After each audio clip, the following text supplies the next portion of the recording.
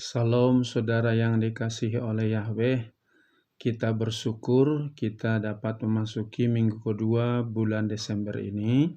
Kita mendengarkan firman Yahweh, namun sebelumnya kita berdoa terlebih dahulu. Bapa di dalam surga yang kami sembah, dalam nama Yesus HaMasiah, hati kami penuh rasa syukur kepadamu atas penjagaanmu, perlindunganmu, pemeliharaanmu dalam hidup kami Bapa. Saat ini kami mau dengarkan firman-Mu, Roh Kudus urapi kami agar kami dikuatkan, diteguhkan melalui firman-Mu. Kami sambut firman-Mu dalam nama Yesus akan berdoa, haleluya, amin.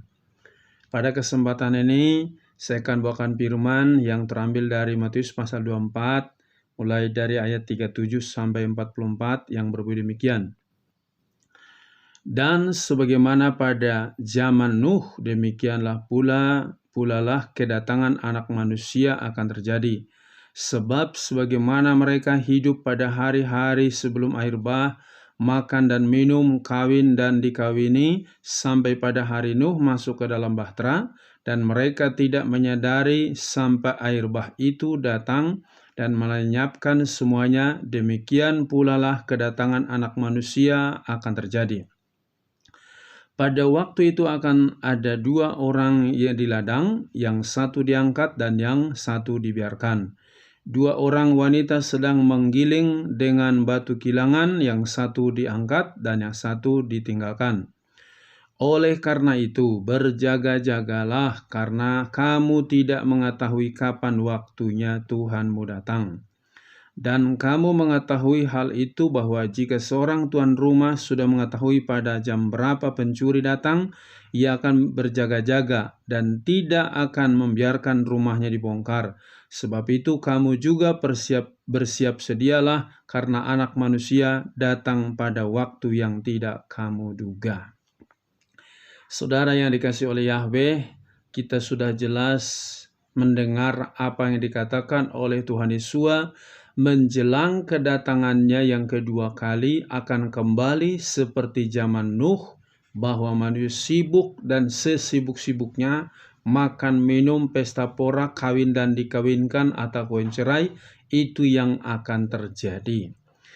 Pada saat ini, saya akan memberikan temanya, apa persiapanmu menyambut kedatangan Yesua yang kedua kali? Sekali lagi, apa persiapanmu menyambut kedatangan Yesua yang kedua kali? Jika engkau bepergian, mau keluar kota, mau kemana-mana, ada persiapanmu. Orang mau kuliah juga ada persiapan, mau sekolah ada persiapan, bahkan mau berangkat ke pasar saja ada persiapan. Tetapi seringkali banyak orang tidak memahami persiapannya menyambut kedatangan Tuhan Yesus yang kedua kali, biasa-biasa saja, seolah-olah nantilah, kapan-kapanlah, tidak serius. Pada kesempatan ini, mari kita persiapkan diri. Dikatakan tadi bahwa berjaga-jagalah, karena kamu tidak mengetahui kapan waktunya Tuhanmu datang. Jadi apa yang perlu kita persiapkan? Dan kita tahu di dalam Wahyu pasal yang ke-22 bagaimana Tuhan Yesus menegaskan juga. Wahyu 22 ayat yang ke-11 sampai dengan ayat 15 ditegaskan demikian. Siapa yang berbuat salah, biarlah dia tetap berbuat salah, dan siapa yang berbuat najis, biarlah dia tetap berbuat najis, dan siapa yang adil, biarlah dia tetap berbuat adil, dan siapa yang kudus, biarlah dia tetap kudus. Dan lihatlah, aku datang segera, dan upahku ada bersamaku untuk membalaskan kepada setiap orang sesuai dengan pekerjaannya.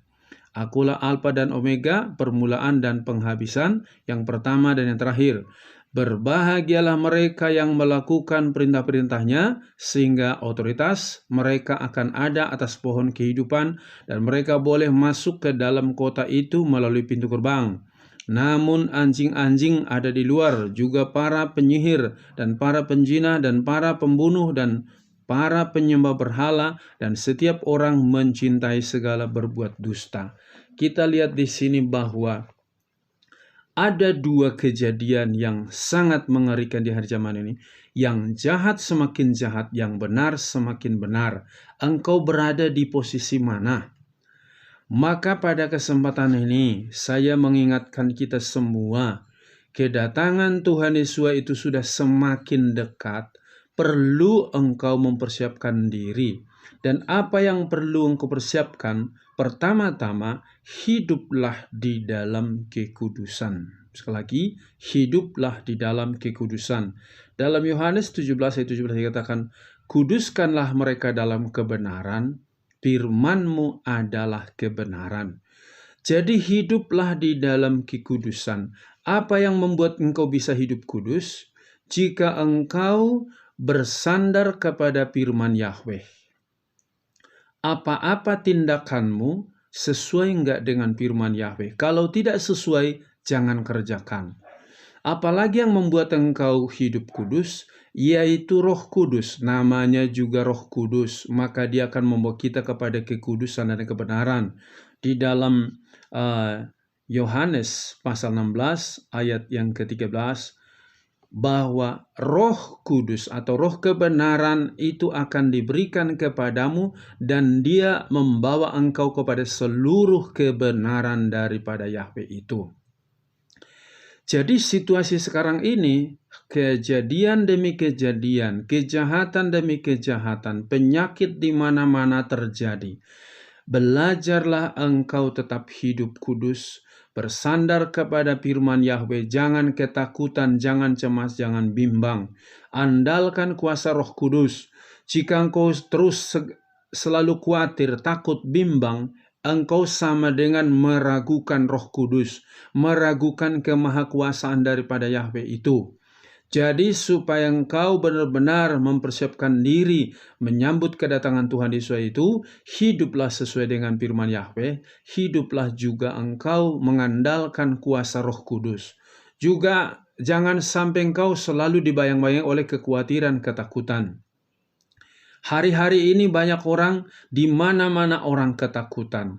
Dan saya sering singgung, banyak orang lebih percaya pakai masker, pakai cuci tangan, daripada mengandalkan Roh Kudus. Itu sama dengan engkau dikotori pikiranmu, hatimu. Karena engkau lebih percaya benda mati daripada pekerjaan Roh Kudus. Engkau lebih percaya buatan manusia daripada pekerjaan Yahweh itu. Ini sangat-sangat mengerikan. Oleh karena itu, jangan takut, jangan bimbang. Kalau engkau hidup dalam firman Yahweh, pasti engkau dijaga Yahweh. Kalau engkau hidup dalam pimpinan Roh Kudus, pasti Roh Kudus membungkus engkau dengan otoritas surgawi, sehingga engkau tidak akan masuk kepada roh-roh lain atau penyakit tidak bisa memasuk ke dalam dirimu. Nah, apalagi yang harus kita persiapkan? Engkau harus mengasihi Yahweh itu dengan segenap hati, jiwa, akal, budi, dan kekuatanmu, dan juga mengasihi sesamamu manusia seperti mengasihi dirimu sendiri. Di dalam Matius pasal 22 ayat yang ke-24, ayat yang ke-35 sampai dengan 40 yang berbunyi demikian. Dan seorang dari mereka, seorang ahli Taurat, bertanya sambil mencobai dia dan berkata, Guru, manakah perintah terbesar dalam Taurat? Dan Yesua berkata kepadanya, kasihilah Yahweh Elohimmu dengan segenap hatimu, dan dengan segenap jiwamu, dan dengan segenap akal budimu. Inilah perintah yang pertama dan yang terbesar. Dan yang kedua yang sama dengan itu, kasihilah sesamamu seperti dirimu sendiri. Pada kedua perintah inilah tergantung seluruh isi Taurat dan kitab para nabi. Engkau lihat di sini, hukum itu vertikal dan horizontal. Kalau engkau ingin bertemu dengan Tuhan Yesus pada saat kedatangan yang kedua kali, setiap hari hiduplah engkau di dalam kasih. Kasih kepada Yahweh, kasih kepada sesama. Apa buktimu kasih kepada Yahweh? Bangun pagi, engkau berdoa, engkau prioritaskan Yahweh dulu. Engkau juga baca firman, merenungkannya, melakukannya dalam setiap aktivitasmu sehari-hari. Selain itu, Jika engkau sudah hidup dalam firman, ketika ada orang berkesusahan, kesulitan, engkau mengasihi mereka, engkau menolong mereka. Bukan karena engkau berkelebihan baru menolong, tetapi di dalam segala keberadaanmu, belajar engkau menolong sesamamu. Mengampuni. Tuhan Yesus mengajarkan kita bahwa kita harus mengampuni sama kita. Berapa kali kita harus mengampuni? Cuman 70 kali 7. Artinya 490 kali, sementara dalam setahun cuma 365 hari. Jadi jika engkau ingin bertemu dengan Tuhan Yesus, hiduplah di dalam kasih kepada Yahweh, kasih kepada sesama. Jangan simpan kepahitan di hatimu, jangan simpan kekecewaan di hatimu, tetapi lepaskan semua itu, maka Yahweh mengampuni engkau. Jika engkau tidak ada kekecewaan di hatimu, di pikiranmu tidak hal-hal yang negatif, ketika Tuhan Yesus datang kedua kalinya, engkau pasti bertemu dengan Dia, pasti diangkat. Dan kita tahu, selain itu, apa yang harus kita lakukan? Kita harus berpakaian jubah putih setiap saat. Wahyu pasal 7, ayat 9, ayat 13-14. Apa itu jubah putih? Yaitu perbuatan yang benar, perbuatan yang sesuai dengan kehendak Yahweh itu. Ya, mereka yang bertemu dengan Tuhan Yesus itu memakai jubah putih. Apa itu jubah putih? Perbuatan mereka sesuai dengan firman Yahweh. Pikirannya, perkataannya, tindakannya sesuai dengan firman Yahweh. Akhir-akhir ini banyak orang pendusta, penipu, banyak orang melakukan kejahatan. Engkau harus hindari itu semua. Kalaupun orang berbuat jahat kepadamu, menipu engkau, ampuni dia, supaya engkau tetap pakai jubah putih. Hidupmu tetap benar berkenan kepada Yahweh itu. Yang berikutnya, apa yang harus kau persiapkan? Engkau harus siap kehilangan nyawa karena mengikut Tuhan Yesus. Kita tahu, saudara, bagaimana Stefanus gara-gara memberitakan Injil, dia harus dirajam pakai batu. Tetapi Tuhan Yesus juga sudah menegaskan, biar kita siap mati karena kebenaran, karena kita pasti memperolehnya. Dalam Matius 16 ayat 24-25 yang berbeda demikian. Kemudian Yesus berkata kepada para muridnya, jika seseorang ingin ikut di belakangku, hendaklah dia menyangkal dirinya dan memikul salibnya dan mengikut aku. Sebab siapapun yang berkeinginan untuk menyelamatkan jiwanya, dia akan membinasakannya. Tetapi siapa yang kehilangan jiwanya demi aku, ia mendapatkannya. Kita perhatikan di sini. Orang yang kehilangan nyawa karena memberitakan Injil seperti Stefanus. Orang yang kehilangan nyawa karena mempertahankan imannya. Maka dia pasti selamat. Ketika Tuhan Yesus datang kedua kalinya, pasti dibawa masuk ke dalam kerajaan surga. Saya tidak perlu tahu apa pergumulanmu, masalahmu pada saat ini. Setiap manusia punya masalah, tetapi jagalah hatimu tetap kudus benar di hadapan Yahweh itu. Apapun kata orang tentang dunia ini, engkau tidak perlu pikirkan itu. Engkau perlu pikirkan, renungkan firman Yahweh itu siang dan malam. Di ayat yang terakhir dalam Matius 25:13 dikatakan demikian. Oleh karena itu, berjaga-jagalah karena kamu tidak mengetahui hari bahkan waktu ketika Anak Manusia datang. Seandainya dia datang kepadamu malam hari ini, apakah engkau sudah siap? Atau besok, tahun depan? Kita nggak tahu kapan dia datang. Tapi jika engkau sudah mempersiapkan dirimu tadi, mengasihi Yahweh dengan sungguh-sungguh, mengasihi sesamamu dengan sungguh-sungguh, hidup di dalam kekudusan, dalam kebenaran, berjalan sesuai dengan firman Yahweh, dituntun Roh Kudus setiap saat, maka engkau pasti bertemu dengan Tuhan Yesus itu. Oleh karena itu tetaplah setia, hidup di dalam kekudusan dan kebenaran, supaya engkau layak menyambut kedatangan Tuhan Yesus yang kedua kalinya. Amin. Sampai di sini firman Yahweh. Bapa di surga, terima kasih atas firman-Mu ini. Kami bersyukur Engkau mengingatkan kami kembali, agar kami mempersiapkan diri. Kedatangan-Mu kapanpun kami tidak tahu, Tetapi jika kami benar-benar mempersiapkan diri, kami tidak perlu takut. Biarlah kami hidup di dalam kekudusan dan kebenaran, berjalan sesuai dengan kehendak-Mu Bapa. Engkau menuntun kami melalui firman-Mu dan Roh-Mu yang kudus itu.